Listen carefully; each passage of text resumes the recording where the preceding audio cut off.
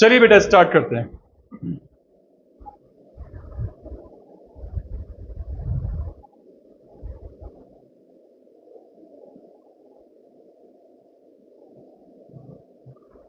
हम लोगों ने इन्फ्लेशनरी गैप क्या होता है इस बात को बहुत अच्छे से समझा था। क्या होता है?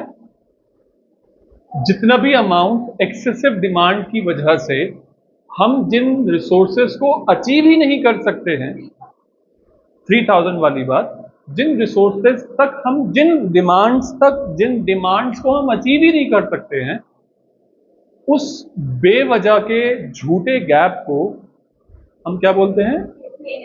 Inflationary demand. डिमांड जो सिर्फ और सिर्फ इन्फ्लेशन को पैदा करेगी, वो डिमांड हम अचीव नहीं कर सकते हैं। ठीक है, इस बात से बहुत इंपॉर्टेंट कंक्लूजन, मुझे ना आज थोड़ा स्पीड में बोल लेने दो, इजाजत अगर हो तो। आप लोग ट्रैक बना के रखो कि मैं कहां कहां बात कर रहा हूं। मैं थोड़ा स्पीड के साथ बात करना चाह रहा हूं। मैं ये कह रहा हूं, पूरे ध्यान रखूंगा, पूरी बात का ध्यान रखूंगा कि कोई भी चीज जंप ना करूं, बट प्लीज ट्राई कि मुझे कोई बात रिपीट ना करनी पड़े, अनलेस एंड अनटिल आप लोगों को बिल्कुल समझ में नहीं आए तो आप मैं कह दीजिएगा सर ये वाली बात रिपीट कर दीजिए, मैं रिपीट कर दूंगा। मैं इस वक्त सोच रहा हूं कि मेरे सामने सारे फोकस्ड और डेडिकेटेड स्टूडेंट्स बैठे हुए हैं जो बहुत समझदार हैं। सही है? मैंने ये बात कही कि जब भी मुझे इन्फ्लेशनरी गैप फाइंड आउट करना है, मुझे क्या निकालने की जरूरत है? एक्सेसिव डिमांड निकालने की जरूरत है। तो इसका मतलब मेरा बच्चा ये हुआ कि ये बात कही जा सकती है क्या कि सर एक्सेसिव डिमांड कोई डिमांड ही नहीं है? हाँ की बातें हैं सर। अरे भाई, जब 5000 कमरे हमने नैनीताल में बना रखे हैं, 8000 लोग आगे कैसे रख सकते हैं? 8000 फैमिलीज वहां पर। लेकिन वो 3000 लोग हम पर, प्रोड्यूसर सेक्टर पर एक प्रेशर क्रिएट करेंगे, और उसकी वजह से जो हाउस होल्ड सेक्टर है, जो लोग वहां रुकने पहुंचे थे, उनको उसी कमरे के जो 3000 रुपए देने पड़ते, आज वो 5000 रुपए दे रहे होंगे। सही है बात? तो ये सही है या गलत? In terms of house hold I am asking. गलत है। इसका मतलब ये हुआ कि सर आउटपुट तो नहीं बढ़ा। आउटपुट तो सर आज भी 5000 यूनिट्स का ही है, लेकिन सर जीडीपी बढ़ गया है, क्योंकि वो 2000 रुपए कमरे के, हर कमरे के एक्स्ट्रा पे करने पड़ रहे हैं। समझ रहे मेरी बात? मेरी आउटपुट तो नहीं बढ़ा सर, नैनीताल में कमरे तो नहीं बढ़ पाए सर, लेकिन सर उन्हीं कमरों के जो पैसे थे वो बढ़ चुके हैं। क्या बात बोल दी यार, क्या बात, मजा आ गया। यही बात जोड़ना चाह रहा था बस।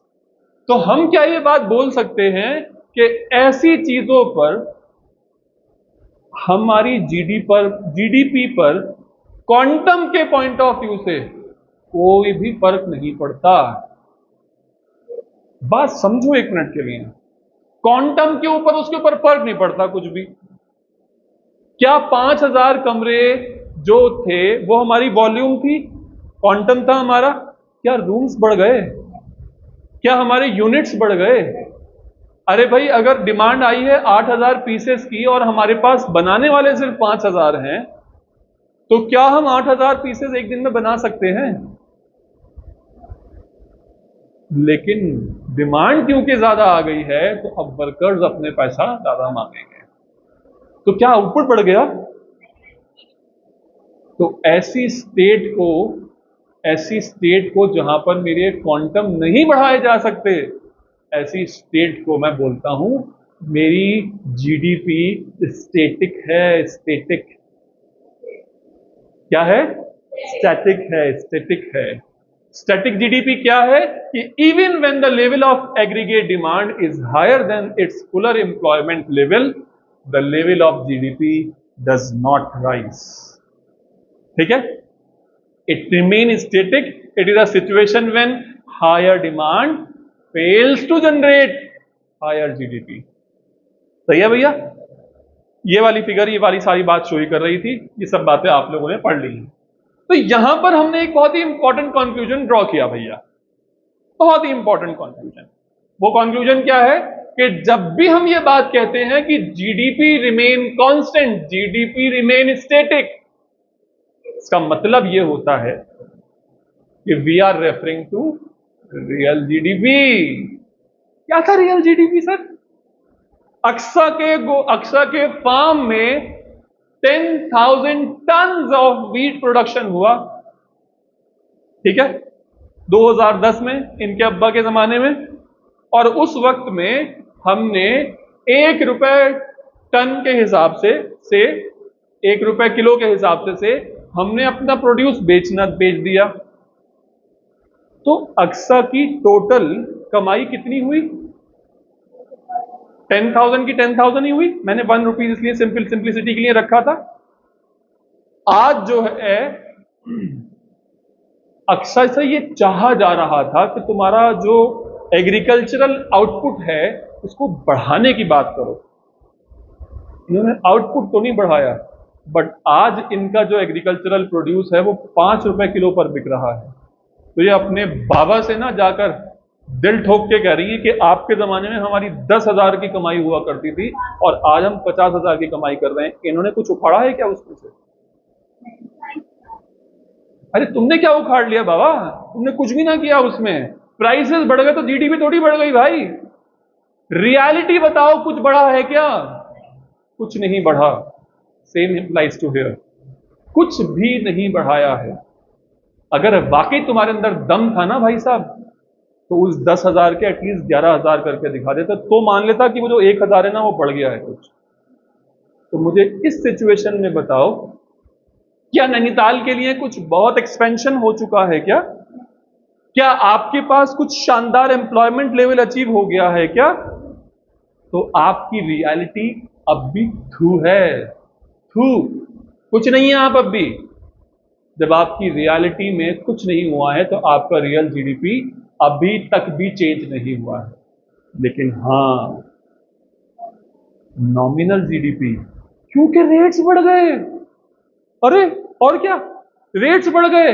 रेट्स बढ़ गए उन्हीं 5,000 कमरों के जो कमरे 3,000 में मिला करते थे, आज वो 5,000 में मिल रहे हैं। ओ, कमाई तो बढ़ गई सर, कैसी बात कर रहे हैं आप? अरे कमाई तो अक्सा की भी बढ़ी थी, 10,000 से 50,000 हो गई थी। तो इसमें अक्सा की कुछ खूबी है? कुछ नहीं है। इसलिए यहां पर भी रेट्स तो बढ़ गए हैं, लेकिन हमारे पास आउटपुट अब भी वही है। ये है एक इंपॉर्टेंट पॉइंट यहां हमें नोट करने के लिए। In other words, we are referring to GDP at constant prices, not GDP at the current prices. The fact that excess demand leads to a rise in the general price level, महंगाई की बातों को उसने हमें ऊपर पहुंचा दिया है, लेकिन उस एक्सेसिव डिमांड ने हमें कोई भी आउटपुट नहीं दिया है। GDP at current prices will rise, thus in a situation of excess demand, quantum of goods and services produced in the economy remain constant. But जो ये जो हमारा प्रोड्यूस है, ये जो हमारे टोटल आउटपुट है, that remain constant, but the market value of such goods and services tends to rise. जो पैसा इस चीज को खरीदने के लिए खर्च करना पड़ रहा था पहले, आज उसी चीज को खर्च करने के लिए ज्यादा पैसा खर्च करना पड़ रहा है। बट ये आउटपुट नहीं बदला है, ये आउटपुट आज भी वही है। समझ में आई बात? रियल ये है कि तुम बेस प्राइसेस के प्राइसेस लगाते, 2010 के प्राइसेस से अक्सा के 2020 के आउटपुट को निकाल के बताओ और फिर कंपेयर करो कि 2010 का रेट, 2010 का आउटपुट कितना था, जीडीपी कितनी थी, और अक्सा तुम्हारी आज की जीडीपी कितनी है। बेस प्राइसेस को कंपेयर करो ना। जिस कंपैरिजन में आप 2020 के डेटा को 2010 के डेटा से कंपेयर कर रहे हो, तो 2010 के प्राइसेस उठाओ, 2020 का आउटपुट उठाओ, तभी तो कंपैरिजन कर पाओगे ना कि आउटपुट में क्या हुआ है फर्क। कुछ भी नहीं हुआ।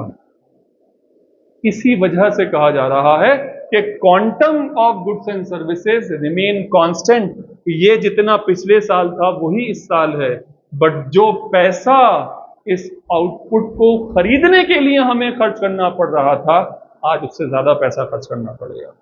आपको लगता है ये बात सही है? Inflation is required in the economy, ये बात आप जानते हैं, वरना डिफ्लेशन की इकोनॉमी में डिफ्लेशन इकोनॉमी में आ जाना भी बहुत खतरनाक साबित होता है। ये रिसेशन आ जाना भी बहुत खतरनाक साबित होता है, but higher amount of inflation वो रिक्वायर्ड नहीं है। एक सही पेस पर, एक सही रेट पर बातें समझनी जरूरी है। सर होना तो यहां ये चाहिए था कि हमारी जीडीपी बढ़ती, बट सर हमारे आउटपुट के बढ़ने की वजह से रेट्स भी बढ़ जाते थोड़े बहुत, बट रेट्स की ही वजह से हमारी जीडीपी बढ़ रही है सर, ये अच्छी बात नहीं। अब जिस लेवल पर मैंने आप लोगों को समझाया था कि गोल चक्रव्यूह क्या था, वो low level of equilibrium trap, क्या बात थी, याद है कुछ? क्या हो रहा था पहले? 5,000 लोगों का एम्प्लॉयमेंट था, 3,000 4,000 लोगों को काम मिला था, 1,000 लोगों को काम नहीं मिला। वो अगले दिन फैक्ट्री के गेट पर रुके रह गए, उन्होंने जो है गिरावट करवा दी कि भैया हमें काम दे दो, वेज रेट कम करवा दो, हमारे किसी भी तरीके से हमें ले लो अंदर। उस वक्त इंडस्ट्री वाले को तो बड़ा मजा आ गया कि कम में काम हो गया, लेकिन ओवरऑल बाहर जो पैसा इकोनॉमी में पहुंचा खर्च करने के लिए वो कम था। जब वो कम था तो उसी फैक्ट्री वाले का प्रोड्यूस भी कम बिका, और जब वो कम बिका तो उसको भी कम फायदा हुआ, लोगों को भी कम पैसा पहुंचा। ओवरऑल एक दूसरे को कहते रह गए, लेकिन सभी लोग खुद ब खुद ही इन्वॉल्व थे। समझ में आ रही बात? इसको हमने बहुत अच्छे से पहले डिस्कस किया हुआ है। आज क्या हो रहा है? अपोजिट हो रहा है। और इस एक्सेस डिमांड से जो वो, मैं नैनीताल वाला एग्जाम्पल यहां पर कंटिन्यू कर रहा हूं कि जिन लोगों को 3,000 लोगों को 3,000 फैमिलीज को रूम नहीं मिल पाया है, उन 3,000 फैमिलीज ने जाकर नैनीताल में क्या काम किया? वही रूम जो 3,000 में मिल रहा था, 3,000 रुपया पर नाइट में मिल रहा था, वही रूम जो है पर डे में मिल रहा था, वही रूम जो है वो 5,000 का करवा दिया। तो क्या हुआ? अगर मैं इसको ऐसा कहूं कि किसी एक्सपोर्टर के यहाँ एक काम ये हुआ कि उस लेबर को पता चल गया कि इनके यहाँ अब ऑर्डर्स बहुत अच्छे आए हुए हैं, इनसे ज़्यादा पैसे लेंगे अब, और सब ने यूनिटी बना ली इस बात की कि भैया हम तो सब मिलके एक साथ सारे के सारे पैसे जो है ना ज़्यादा इनसे हासिल करेंगे। जिस चीज़ के ये 500 रुपये सोच के रखे बैठे थे, आज हम 800 रुपये कर देंगे उसके, और इनके पास क्योंकि ऑर्डर है ये तो करवाएंगे ही हमसे। डिमांड क्योंकि ज़्यादा थी, उसकी वजह से प्राइसेस बढ़वाने की बात चल रही है। It is a situation when wages catch prices, prices catch wages. हाँ, क्या है सर?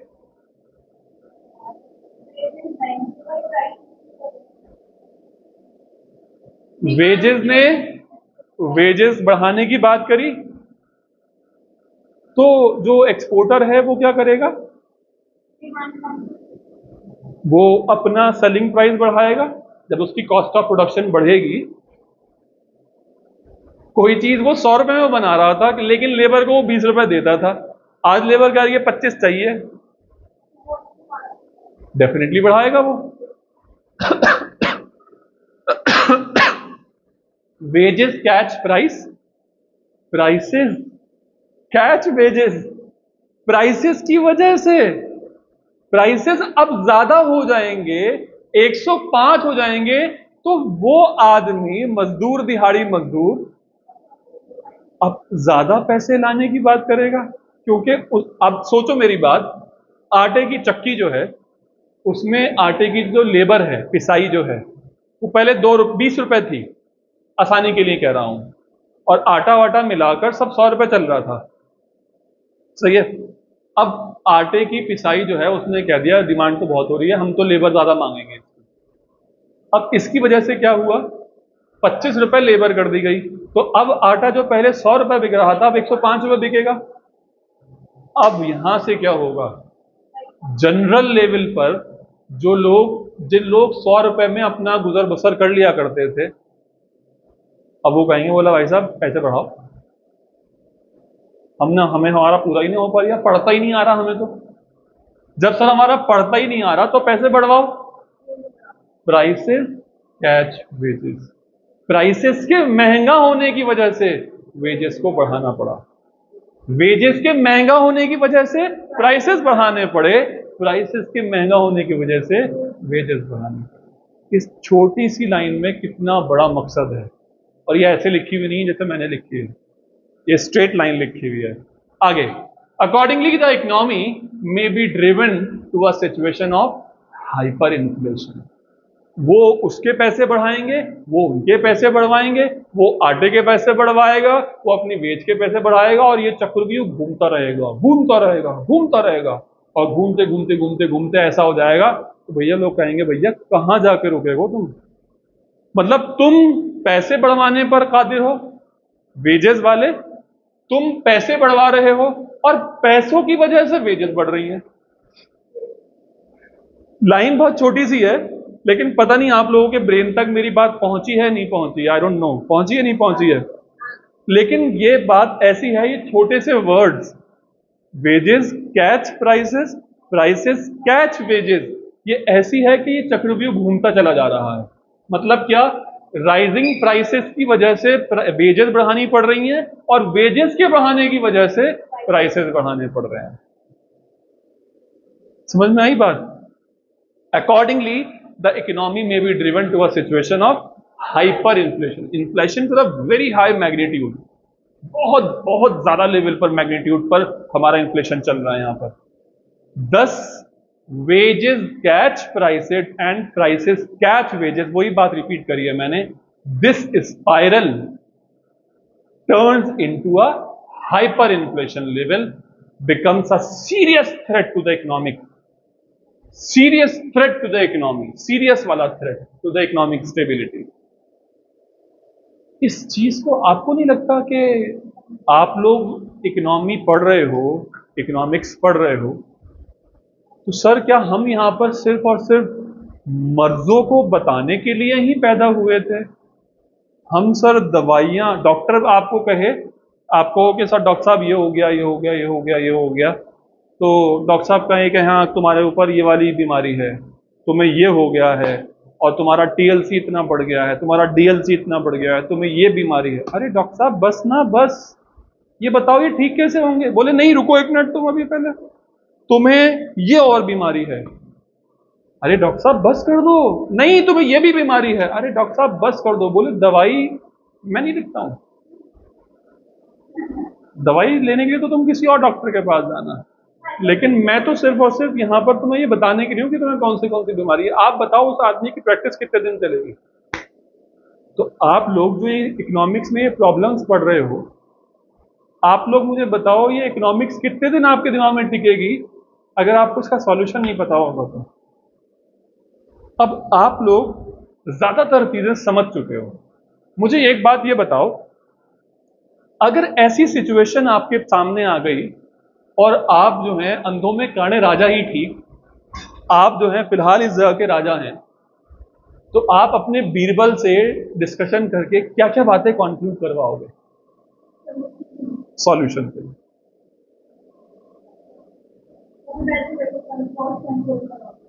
कॉस्ट कंट्रोल करवाना है।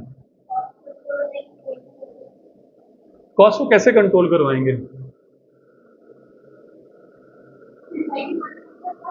डिमांड कैसे कम करवाएंगे?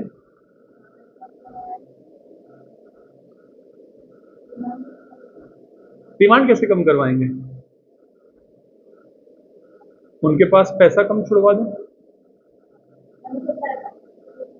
मनी को, सप्लाई को खींचा कैसे जाता है? मनी को खींचा कैसे जाता है? ना उनके पास पैसे होंगे और ना उनका खर्चे होंगे। Good, really good.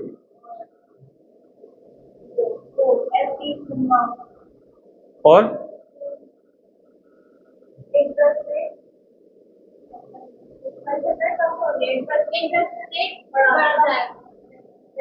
सीआरआर को क्या करो, बढ़ा दो या घटा दो? सीआरआर क्या था?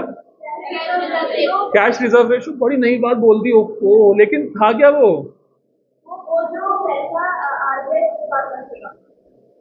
With bank has a deposit with the time deposits and the time liabilities and the net deposits. Bank deposit create करता है ना टाइम के लिए और नेट डिपॉजिट्स के लिए। तो रिजर्व विद देमसेल्व्स और reserve with RBI? Reserve with RBI. और एसएलआर क्या था? With themselves.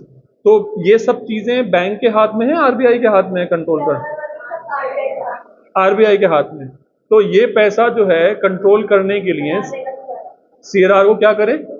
इंक्रीज। और एसएलआर को डिक्रीज करेंगे ना। एसएलआर को तो कितने लोगों को रिकॉल हो पा रहा है ये सीआरआर, एसएलआर, ये सब चीजें? डिक्रीज, डिक्रीज या इंक्रीज?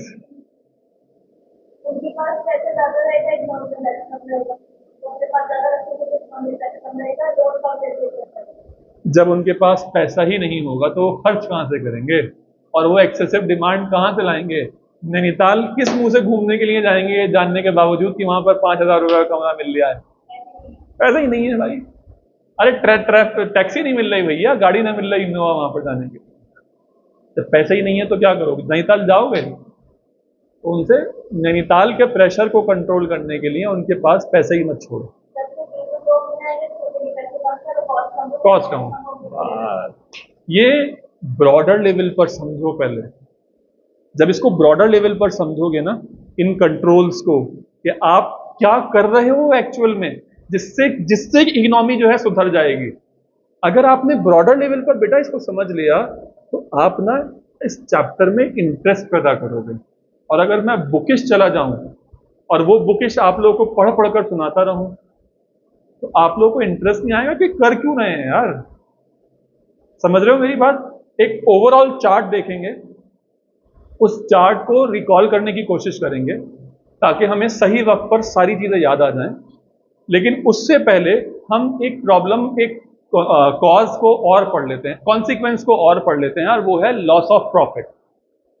डिमांड अगर डेफिशिएंट होती है तो क्या होता है? हमें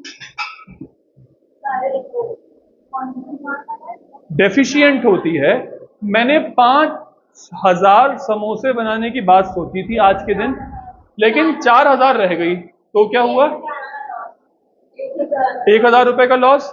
लेकिन डिमांड है 8,000 रुपए की और मैं तो 5,000 से ज्यादा बना नहीं सकता, है तो मुझे प्रॉफिट का ही नुकसान ना। दोनों ही जगहों पर, एक्सेसिव डिमांड में भी, डेफिशिएंसी ऑफ डिमांड में भी, दोनों ही जगहों पर मुझे है एक ही प्रॉब्लम, और वो क्या है? Loss of profit. लेकिन डेफिशिएंसी ऑफ डिमांड में था डिफ्लेशनरी गैप, और यहां पर क्या है? Inflationary gap. समझ में आई बात? लेकिन लॉस ऑफ प्रॉफिट एक ही है। बट वहां जो लॉस ऑफ प्रॉफिट था तो क्या इसको हम फुलफिल कर सकते हैं? Like deficient demand, excess demand also causes loss of profit. Profit is lost because owing to the lack of excessive capacity, the producers are not able to raise their supplies. अरे भैया, सारे लेबरों को, सारे वर्करों को हमने काम थमा दिया, उसके बावजूद भी काम नहीं पा रहा। ओहो हाय अल्लाह, क्या करूं मैं? Owing to the lack of, the producers are not able to raise their supplies. In other words, there is a loss of profit owing to unfulfilled demand in the economy. Briefly, excess demand is not virtuous, but it is vicious. चुड़ैल बनकर आई है हमारे सामने, इसने सिर्फ और सिर्फ हमारे लिए ड्रामा खड़ा कर दिया है, कोई फायदा ना कर सकी हमारे लिए ये। तो इसलिए इनके चेहरे जो हैं, वर्टियस का मतलब क्या है मैं बता दूं आपको, behaving in a very morally good way, ये कितनी अदब लिहाज से बात कर रहे हैं। और विशियस क्या होता है? Cruel, done in order to hurt someone. ये मुझे कोई फोटो सही सा मिल नहीं पाया, इसलिए मैंने बस यही दिखा दिया। कि ये जो है ना, ये सिर्फ और सिर्फ नुकसान पहुंचाने के लिए है। समझ में आई बात आप लोगों को? मेरा एक दोस्त था, वो यूनिवर्सिटी में पढ़ता था, सिम्बायोसिस में। तो वहां पर पता नहीं एक अजीब तरीके की ब्रीड थी लड़कों की, अजीब ही लोग थे वो कानों में छल्ले पहनते थे, यहाँ तक, कम से कम 12-13 छेद हुए हुए थे उसके एक कान में, यहाँ पर 12-13 यहाँ हुए हुए थे। और उनके बाल जो है ना, वो ऐसे होते थे, मतलब अगर मैं बालों को यूं कर लूं ना अपने, तो वो उसके 4-5 चंक होते थे बस, और वो हमेशा खड़े रहते थे, जैसे इसके है ना, देख रहे हैं आप ये 1 2 3 4 5, बस वो मोटे मोटे गुच्छे बालों के होते थे, और वो ऐसे पके हुए होते थे जैसे हिलेंगे नहीं अपनी जगह से वो। और उसकी आंखों में इतना काजल लगा हुआ होता था, सुरमा काजल व्हाट्सोएवर, कि उसकी आंखों का जो ये व्हाइट वाला हिस्सा है ना, वो नजर ही नहीं आता था। इतना डरावने से लगते थे वो लोग, और उनकी मतलब उनके पास जाने में भी ना डर सा लगता था, ये अजीब से लोग हैं कुछ। तो मैं एक एक एक यहां पर एक चीज, एक कैरेक्टर जोड़ रहा हूं यहां से आप लोगों को, विशियस वाला। ये एक्सेसिव डिमांड ने हमें कुछ फायदा नहीं किया भाई, नुकसान ही कर रही है, और है खामखा पैसे बढ़ा रही है यार। तो इसलिए लिखा हुआ है कि excess demand is not virtuous but it is vicious. फायदा नहीं होगा इससे, कुछ भी नुकसान है। ये वर्ड आपके आंसर में बेटा लेकिन जरूर होना चाहिए, ये वर्ड जरूर लिखना इस बात पे कि लॉस ऑफ प्रॉफिट में हमें कुछ फायदा नहीं हो, क्योंकि हम वो फायदा अचीव ही नहीं कर सकते sir. It generate inflationary spiral in the economy, devoid of raising any GDP, excess AD generate pressure on demand on the existing resources, और उस एक्सेस डिमांड के प्रेशर की वजह से कॉस्ट ऑफ प्रोडक्शन बढ़ जाता है, वेज रेट बढ़ जाता है, जिससे कि हमें ओवरऑल वेज रेट का स्पाइरल बन जाता है और हमें ओवरऑल परेशानियां होती हैं। आप लोगों तक पहुंची मेरी बात या मैं रिपीट करूं? लेकिन प्रॉब्लम यह है कि सर इसको लिखूंगी कैसे, ये लिखूंगा कैसे मैं, ये बातें याद कैसी रहेंगी मुझको? मेरा सिंपल सा फंडा है बेटा, क्या मुझे लॉस ऑफ प्रॉफिट जो हुआ, क्या मैं उसको अचीव कर सकता था? क्या ये लॉस ऑफ प्रॉफिट वैसा ही लॉस ऑफ प्रॉफिट है जैसा मुझे डेफिशिएंसी ऑफ डिमांड में हुआ था? इसमें और उसमें फर्क क्या है? उसमें आपके पास रिसोर्सेज इतना बना सकते थे, लेकिन आप डिमांड नहीं, और इतना आपके पास रिसोर्सेज, लेकिन उस रिसोर्सेज के ना होने पर इस एक्सेसिव डिमांड ने एक विशियस, एक चुड़ैल बनकर, एक डरावना, एक खतरा बनकर मेरी रिसोर्सेज पर नेगेटिव इंपैक्ट डाला है, प्राइसेस बढ़ाए हैं, वेज रेट स्पाइरल किया है, कॉस्ट ऑफ प्रोडक्शन का राइज किया है। उसमें ऐसा नहीं था। समझ रहे हैं मेरी बात? फर्क है। और मैं समझता हूं अगर आपने इतना लिख दिया, आपके टीचर आपको कोई भी मार्क्स नहीं काट सकता, जितनी बातें आप लोगों ने अगर बोली हैं तो वो अगर आपको याद आ है, दोनों में लॉस ऑफ प्रॉफिट, बट वो वाले लॉस ऑफ प्रॉफिट में और ये वाले लॉस ऑफ प्रॉफिट में फर्क है। आप समझ रहे हैं मेरी बात बेटा? अब जरा इन्फ्लेशनरी गैप और डिफ्लेशनरी गैप पढ़ लेते हैं।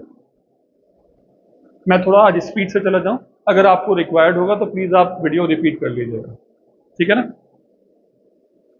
इन्फ्लेशनरी गैप का मतलब अभी अभी पढ़ा है।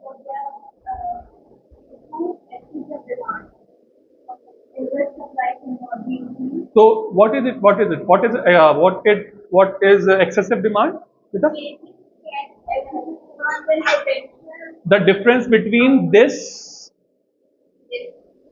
मेरा हाथ देख रहे हैं आप लोग, ये और ये क्या है दोनों? AD at F and AD at P, इन दोनों का जो डिफरेंस है ये क्या है? Excessive demand. और उसी एक्सेसिव डिमांड को हम क्या पुकारते हैं? पढ़िएगा।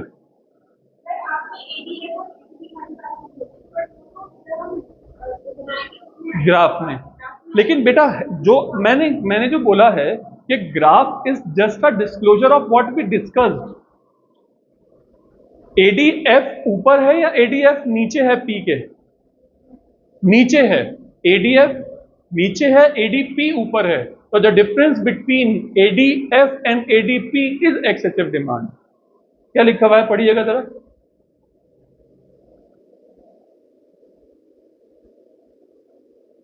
And what is deflationary gap?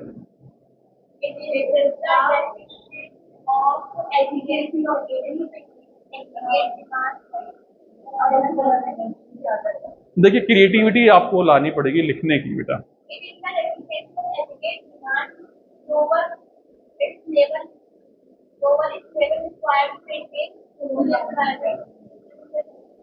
पढ़िए। लेवल रिक्वायर्ड टू मेंटेन, जो आपने बोला था वही वर्ड पढ़वा रहा हूं वहां पर। क्यों होता है इन्फ्लेशनरी गैप? अभी अभी पढ़ा है, उसकी वजह से।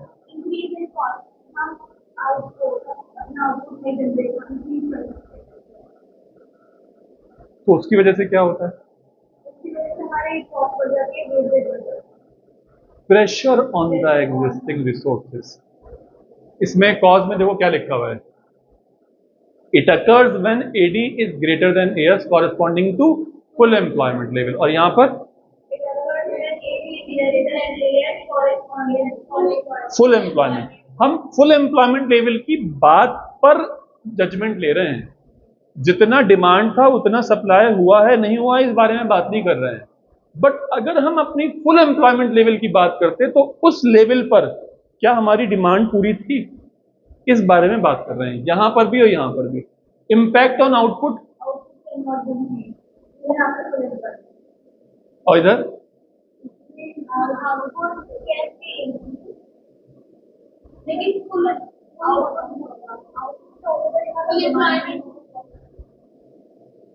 डिमांड के बढ़ाने से आउटपुट को बढ़ाया जा सकता है। यहां पर तो आप आउटपुट बढ़ा ही नहीं सकते क्योंकि आपने रिसोर्सेज का फुलर यूटिलाइजेशन कर रखा है। बढ़ा सकते हैं,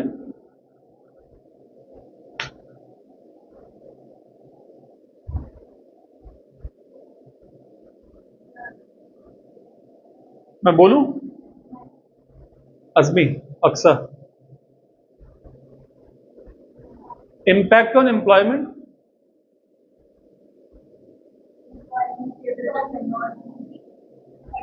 अंडर एम्प्लॉयमेंट होता है या रिसोर्सेज पर प्रेशर बनता इस पर?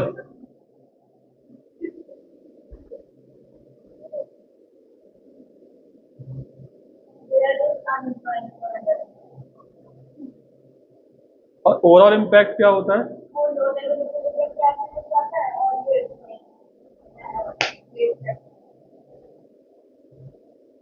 अब ये सारी बातें तो कहीं ना कहीं बेटा लिखी जा सकती हैं, बट अगर ये वाले वर्ड्स हमारे पास हैं तो इसलिए ये एक बहुत ही इंपॉर्टेंट टीचर्स का hot favourite type of questions हैं ये। तो ये वाली चीजें आपको याद रखनी पड़ेंगी। ये रट्टाफिकेशन वाली बात है, ये है रट्टाफिकेशन, सही है। How does propensity to consume affect aggregate demand function?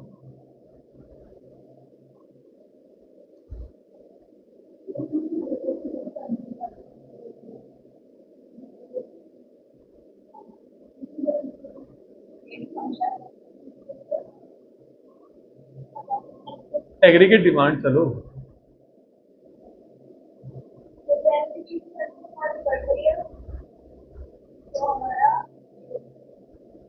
How does, how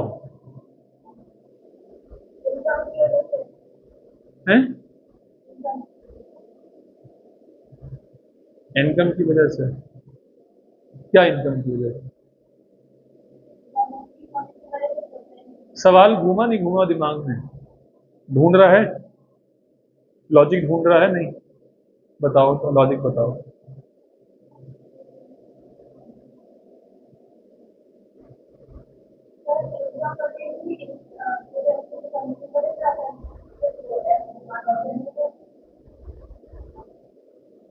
propensity to consume को मैं बढ़ा दूं, उससे क्या होगा? डिमांड बढ़ेगी तो इनकम बढ़ेगी, और फिर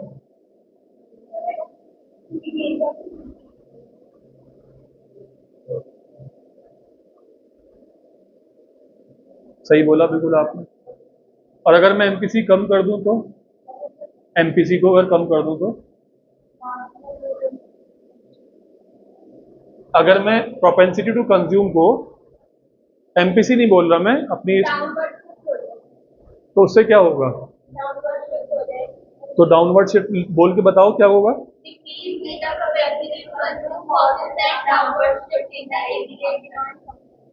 थ्रू एन सी फंक्शन क्या था? सी फंक्शन क्या बोल रहा है ये? Consumption function. देखो क्या लिखा है, लॉजिकली आप लोगों ने आंसर पढ़ा हुआ था, कॉन्सेप्ट पढ़ा हुआ था, तो आप लोगों को रटने की जरूरत ही नहीं पड़ी, आप लोगों को पता था आंसर क्या है। अब ये सोचो कि कितने क्वेश्चंस आज तक नहीं पूछे जा चुके होंगे। सीरियसली बोल रहा हूं, ये कि कैसे क्वेश्चंस पूछे जाएंगे करके मैं वो आप लोगों को इतना डिटेल में नहीं पढ़ा रहा हूं, मैं तो पढ़ा ही रहा हूं। अब जब आप अच्छा पढ़कर अगर आप ये आंसर दे सकते हो, तो सोचो अगर सही ढंग से पढ़ लोगे तो कोई भी जवाब दे सकते हो, रटने की जरूरत ही नहीं है। अकॉर्डिंग टू कीन्स, डराने के लिए बोल दिया, प्राइस ले, एक मिनट के लिए उसको छोड़ दो अकॉर्डिंग टू कीन्स वाली बात को। Price level rises only after full employment, by, ये वाली बात छोड़ देना एक मिनट। शाबाश मेरा बच्चा, मजा आ गया। क्या बोल रही है? It creates pressure on the existing resources. 5,000 के 5,000 कमरे जब तक बुक ना हो जाएंगे, तब तक टूरिस्ट खोरियों में हाथ डाल डालकर पैसा बढ़ाने की बात क्यों करेगा? रिसोर्सेज जब तक फुल नहीं यूटिलाइज होंगे तो कोई भी कहीं ना कहीं जाकर सेट हो ही जाएगा। लेकिन हाँ, अब दो लोगों को एक रूम चाहिए, वो कहेगा भाई साहब 3,000 रुपये का कमरा, ओ भाई साहब 3,500 ले लियो मुझसे, है? वो 3,500 दे रहे हैं, वो कह रही है, वो कह रहा 4,000 ले लो मुझसे। क्या है ये? Pressure on the existing resources. यही बात तीन भाई साहब ने बोली थी हमारे। पढ़ो क्या लिखा है, price level does not rise before the full employment because AS is assume to be perfectly elastic prior to full employment. अगर किसी को जरूरत पड़ती है तो वो जाके रूम ले लेता, खुद ही बात कर लेता। AS tend to rise proportionate any rise in the AD, accordingly price level remain constant, but only after full employment is reached AS stop rising in the response to a rise in AD। और जाहिर सी बात है जब हम अपना AS नहीं बढ़ा सकते तो जाहिर सी बात है फिर एग्जिस्टिंग रिसोर्सेज पर ही हमें फिर प्रेशर क्रिएट कराना पड़ेगा। सही है भाई? अब दवाइयां देने की काम करना पड़ेगा हमें। ये सारी चीजें हमने अच्छी से पढ़ ली। क्या थी डेफिशिएंसी डिमांड, क्या थी एक्सेसिव डिमांड, क्या उसके कॉजेस थे, क्या उसके कॉन्सिक्वेंसेस थे। अब तक हमने सिर्फ और सिर्फ ये पढ़ा है। एक मिनट के लिए दिमाग घुमाओ अपना पीछे, क्या क्या पढ़ लिया है हमने।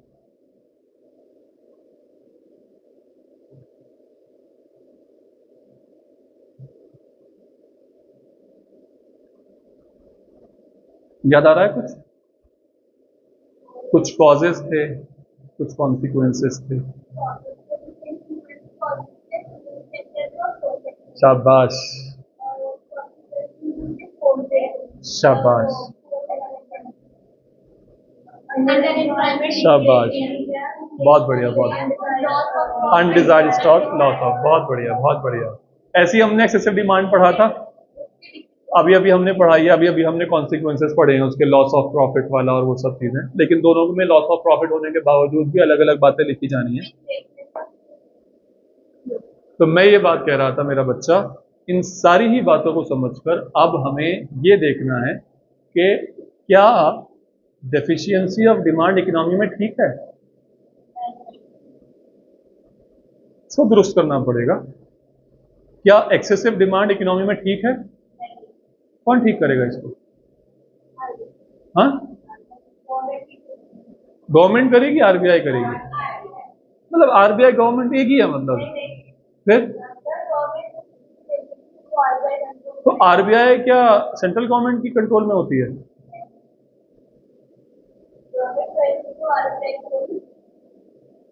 अरे गवर्नमेंट अगर टैक्सेस बढ़ाएगी तो आरबीआई का क्या करना है इसमें? I am talking to you. अगर गवर्नमेंट करेगी तो टैक्सेस बढ़ाएगी या कुछ भी करेगी तो इसमें आरबीआई का क्या करना है? Government has no control over RBI, it's an autonomous body. हाँ, बट ये एक बात मुझे ये बताओ कि जो डिमांड के अंदर ये जो डेफिशिएंसी ऑफ नेचर है, क्या इसको सिर्फ गवर्नमेंट की डील कर सकती है या आरबीआई भी कुछ कर सकता है इसमें? आ जाओ सामने। Measures to correct the deficiency and excessive demand. Fiscal measures की बात करेंगे, मॉनेटरी मेजर्स की बात करेंगे। फिस्कल मेजर्स कौन लेगा?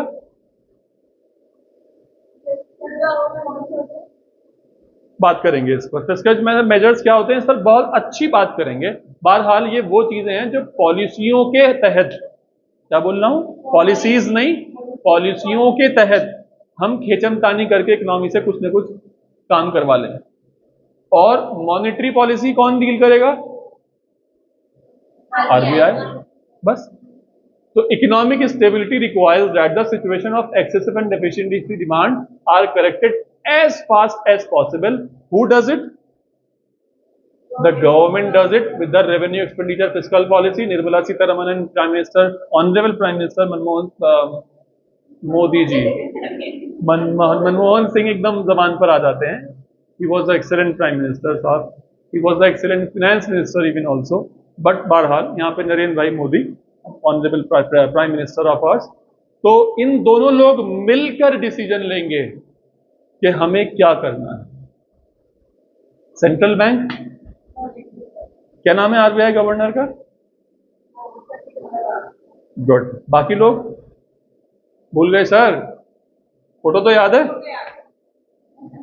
ठीक है। This brings us the discussion of fiscal and monetary policies. ये तो पता चल गया है कि ये मर्ज की दवाइयां जो हैं फिस्कल के पास हैं और मॉनेटरी के पास हैं, शक्तिकांता दास के साहब के पास हैं और निर्मला सीतारमन के पास है। तो अब इनसे हमें यह समझना है कि how the people are going to address our problems. मैं सारी प्रॉब्लम्स को डेफिनेटली आज डिस्कस नहीं कर सकता, बट एक ओवरव्यू देकर दिए बगैर मैं आप लोगों को जाने नहीं दूंगा। Measurement to correct the deficiency of demand, GDPR, ये मैंने अपना वर्ड जोड़ा है, ये आप लोगों को याद करना है, ये रटना है। G से क्या है भैया? T से क्या होगा? R से क्या होगा? R से सोचो, R से क्या होगा?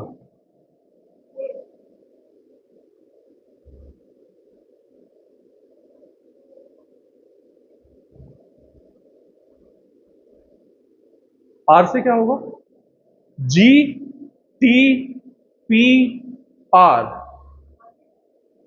GT। आरबीआई से क्या? आरबीआई तो मॉनेटरी पॉलिसीज को मैनेजर करेगा ना। क्या? कौन से डिपॉजिट्स? पब्लिक बोरोइंग्स और बोरोइंग्स फ्रॉम आरबीआई। आरबीआई जो पैसा सेंट्रल गवर्नमेंट को उधार देती है तो उसको वो पैसा कम करना है या बढ़ाना है, जिस बारे में सोचना पड़ेगा। पब्लिक से जो पैसा हमने ले रखा है, उधारियां, याद है मनी वाले चैप्टर में हमने पढ़ा था, बैंकिंग वाले चैप्टर में हमने पढ़ा था। पब्लिक से जो पैसा उठा रखा है, ओपन मार्केट ऑपरेशंस वाली बातें हमने पढ़ी थी। तो जो पब्लिक से पैसा उठा रखा है गवर्नमेंट ने, उनके जो ट्रेजरी बिल पर जो इंटरेस्ट रेट्स हैं उनको कंट्रोल करके क्या करना पड़ेगा? पब्लिक बोरोइंग्स को क्या करना पड़ेगा, इन सब बातों पर डिस्कशन करना है। मुझे एक बात बताओ, हमें प्रॉब्लम डेफिशिएंसी ऑफ डिमांड को फुलफिल करना है। मतलब 5,000 की कैपेसिटी है और 4,000 की डिमांड हो रही है। गवर्नमेंट एक्सपेंडिचर्स बढ़ाओ कम करो? खूब बढ़ाओ उसको, उससे डामर बढ़ेगा, उसके सब बढ़ेगा, है ना। तो यहां पर गवर्नमेंट एक्सपेंडिचर्स बढ़ाने की बात हो रही है, ठीक है। टैक्सेस, हाँ, अरे मेरा बच्चा बड़ा होशियार हो गया भाई साहब, ये तो टैक्सेस को मैंने कम कर दिया। पब्लिक बोरोइंग्स को, पब्लिक से हमने बोरोइंग्स ले रखी हैं, गवर्नमेंट ने पब्लिक से पैसा ले रखा है, हाँ, मैंने इसको कम कर दिया। सही बोल दिया बिल्कुल आपने। और शक्तिकांत दास साहब से मोदी जी ने पैसे ले रखे हैं उधारी, क्या करना है?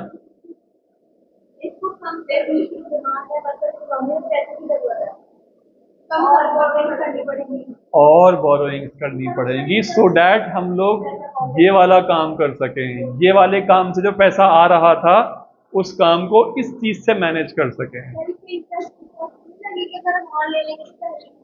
तो वो गवर्नमेंट और आरबीआई समझेगी ना, पब्लिक नहीं है ना यहाँ पर अब, इसलिए ये वाली चीज आपको बढ़ानी पड़ेगी। कितने लोगों को ये बात नहीं क्रैक कर पाए वो लोग, कि निकाल नहीं पाए सर कि इसको बढ़ाना पड़ेगा या कम करना पड़ेगा। पब्लिक बोरोइंग वाली, ठीक है। मैं कह रहा हूं मैं गवर्नमेंट हूं, आप लोग पब्लिक हैं। मैं चाहता हूं कि आप लोगों के पास ज्यादा पैसा हो या कम पैसा हो। इन दिस केस ज्यादा पैसा हो तो आप लोगों को ट्रेजरी बिल बेचकर आप लोगों से पैसा अपने पास छुपा के रख लूं,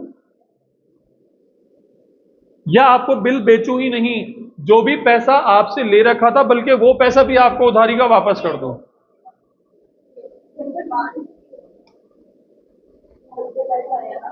हाँ, गवर्नमेंट एक्सपेंडिचर नहीं, मैं इस वाले की बात कर रहा हूं, ये वाली बात समझ में आई, ठीक है। अब मुझे सरकारी काम मैंने रोक कर रखे हुए थे, सरकारी काम मैंने रोक कर रखे हुए थे, यहाँ पे पार्क्स बनवाने हैं, यहाँ पर रोड्स बनवानी है, यहाँ पर गवर्नमेंट डिपार्टमेंट के ऑफिसेस बनाने हैं, यहाँ पर पीडब्ल्यूडी का ऑफिस बनवाना है, तो मैंने रोक कर रखे हुए थे। मैं चाहता हूँ लोगों के पास काम पहुंचे। अगर मैं अपने पास से ठेकेदारों को पैसा पहुंचाऊंगा तो ठेकेदार अपनी जेब में रख के छुपा के बैठ जाएंगे क्या उसको? वो भी आगे खर्चा करेंगे, सब्जी बिकेगी, दाल बिकेगी, तरकारी बिकेगी, वो दुकानदार लोग क्या करेंगे? वो भी एम्प्लॉयमेंट जनरेट करवाएंगे किसी न किसी और के तहत। तो मैंने लोगों तक एक लिक्विडिटी इन्फोर्स कर दी, लिक्विडिटी मैंने पहुंचा दी। उस लिक्विडिटी को हर कोई फॉरवर्ड करता रहेगा, इसलिए मैंने पहल करी और गवर्नमेंट एक्सपेंडिचर्स को बढ़ाने की बात करी, पब्लिक बोरोइंग्स को कम करने की बात करी, क्योंकि पब्लिक का पैसा अगर मैं रख के बैठ जाऊंगा तो पब्लिक दाल आटा सब्जी पूरी कैसे खाएगी? हाँ भाई बताओ। तो पब्लिक से मैंने कम से कम पैसा ले रखा है, पब्लिक के पास ज्यादा से ज्यादा पैसा पहुंचा रखा है। लेकिन भैया मुझे एक बात बताओ, मैंने खर्चा बढ़ा दिया, टैक्सेस में ले नहीं रहा, गवर्नमेंट सीधे पास पैसा कहां से आएगा? कहां से आएगा पैसा? मुझे बढ़ाना पड़ेगा, आरबीआई से उधारी दे दो भाई साहब हमें पैसे। समझ में आ गई बात? क्या है फिस्कल मेजर्स? क्या है? जीडीपीआर। जी क्या था? पी क्या है? पी क्या है? Public borrowings. और आर क्या है? आरबीआई से जो हमें पैसा बोरो करने का है। देखो ये क्या लिखा हुआ है मैंने, रेपो से सीआर और एसएलआर, रेपो से एससीआर और एसएलआर। रेपो क्या है? रेपो रेट, और रेपो रेट याद आ जाएगा तो रिवर्स रेपो रेट भी लिख देना। लिख दोगे? एस ई से क्या है? सिक्योरिटीज, गवर्नमेंट वाली सिक्योरिटीज। गवर्नमेंट सिक्योरिटीज बेचोगे या खरीदोगे?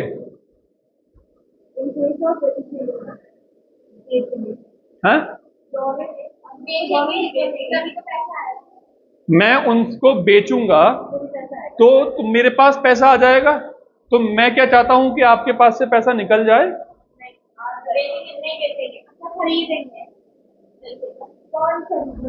मैं गवर्नमेंट हूं, मैं गवर्नमेंट हूं, आप लोग हो पब्लिक। मेरा मकसद क्या है कि आप लोगों के पास पैसा रहे।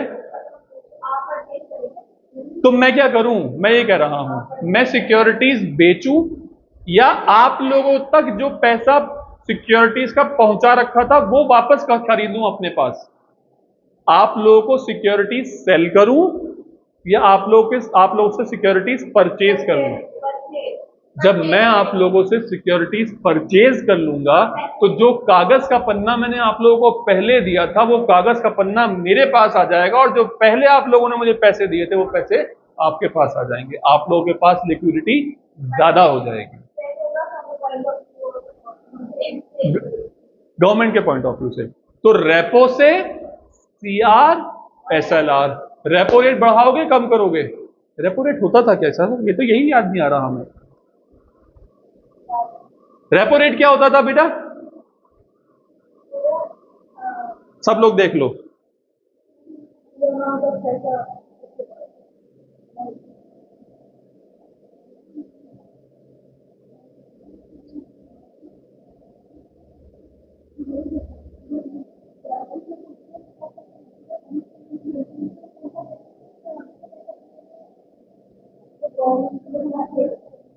मेरा बच्चा पढ़ो जल्दी से।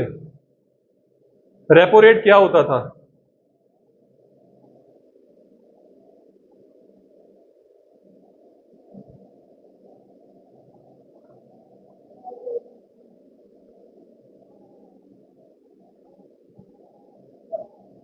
और रिवर्स रेपो रेट क्या होता था?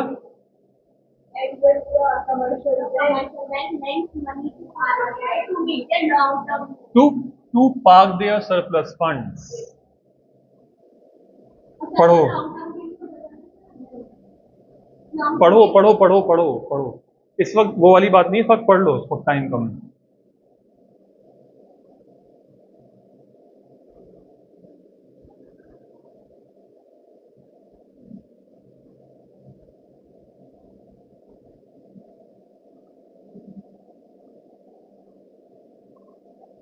हाँ बेटा, मुझे बताओ कि अगर मुझे रेपो से सीआर और एसएलआर खेलना है तो रेपो मतलब रेपो रेट बढ़ाऊं?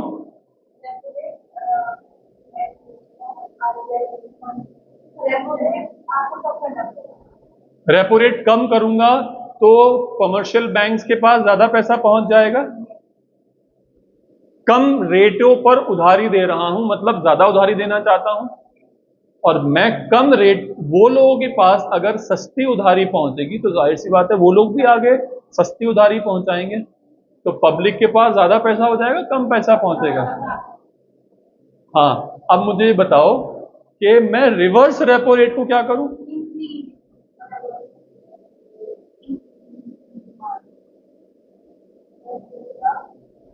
मैंने एक बात सीखी थी सर, इकोनॉमी को सुधारने के लिए जो आप इसके साथ करते हो वही आपको इसके साथ करना होता है, लेकिन यहां पर फेल हो रही है बात। वो क्या? आपके पास जो पैसा है पहले मैं उसको 10% से आपको इंटरेस्ट दिया करता था, मैं चाहता हूं वो पैसा आप ही के पास रहे। तो इसलिए जो फंड्स आप लोग मुझ पर सरप्लस पार्क कर रहे थे, मैं चाहता हूं वो पैसा आप ही के पास रहे, मुझे आप ना दो। इसलिए मैं उस रेट की घोषणा कर रहा हूं 2%। एग्जैक्टली, यही तो बताना चाह रहा हूं। आप लोग उस वक्त सोच रहे थे कि फेल हो रहा है इसलिए बोल रहा था कि फेल हो रहा है क्या? समझे नहीं समझे वो ये बात? सुनो मेरी बात। RBI sitting here, you are the commercial banks and this is the nation. मैं चाहता हूं नेशन के पास ज्यादा पैसे पहुंचे। इस वक्त प्रेजेंट सिचुएशन ये है कि मैं 8% का रेपो रेट रखा हुआ हूं और 6% का रिवर्स रेपो रेट रखा हुआ हूं। ठीक है भैया, मैंने ये करा, उधर मुझे पैसा ज्यादा पहुंचाना है, तो मैंने ये करा कि यार मैंने 7% रेपो रेट कर दिया। जैसे ही मैंने 7% किया, आप लोगों ने मुझसे ज्यादा पैसे उधारी ले लिए। आपके पास पैसा क्यों आया? क्योंकि आप लोग उधर पहुंचाना चाहते थे, आप लोग उधर पैसा पहुंचाना चाहते थे, तो आप लोगों ने उधर पैसा ज्यादा पहुंचाना शुरू कर दिया। अब मुझे एक बात बताओ, जो रिवर्स रेपो रेट था, अगर मैं उसको 6% का 6% ही रहने दूं, या 6% का उठाकर मैं 7% कर दूं, बढ़ा दूं अगर, तो आप लोग जो सारे के सारे पैसा मुझे पार करवा दोगे ना मेरे ही पास, तो मेरे तो मुंह पे चपत लग जाएगी गंदी वाली बात। तो भैया रिवर्स रेपो रेट को भी कम करो। रेपो रेट अगर कम कर रहे हो तो रिवर्स रेपो रेट को भी कम करो। उससे क्या होगा, आप लोग मुझे पैसा देने के इच्छा में रहोगे ही नहीं। नेशन का पैसा नेशन के पास रहेगा। दोनों को डिक्रीज करो। क्या करो? परचेज ऑफ गवर्नमेंट सिक्योरिटीज या sale of government securities. Government क्या करे, आपसे पहले की बेची हुई सिक्योरिटीज को परचेज कर ले और बेचे।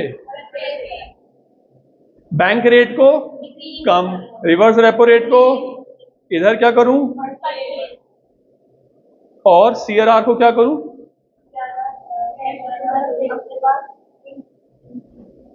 हाँ, मैं ये कहूं कि तुम्हें जो है मेरे पास 10% का नहीं, अब 12% का रिजर्व रखना पड़ेगा, ये कहूं?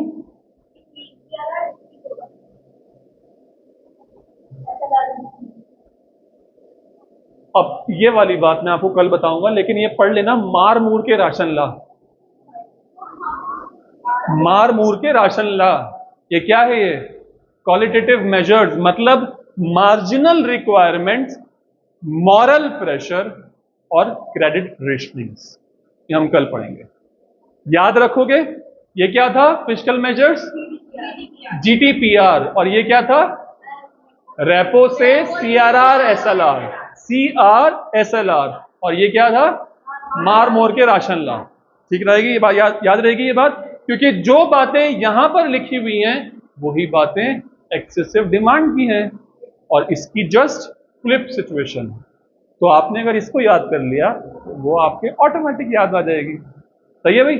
चलिए, थैंक यू वेरी मच। मैं बेटा एक फेवर